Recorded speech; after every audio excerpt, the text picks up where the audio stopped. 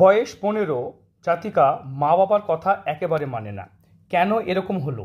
দেখুন, প্রথম কথা হচ্ছে এই যে আবেগ বা প্রেম ভালোবাসার রেখাগুলো যদি অত্যন্ত মাত্রায় এরকমভাবে থাকে, তারা কিন্তু অল্প বয়সে প্রেম ভালোবাসায় আসক্ত হয়ে উঠবে এবং পিতামাতা যেন শত্রু হয়ে ওঠে। এরকম কন্ডিশনে কি করা উচিত?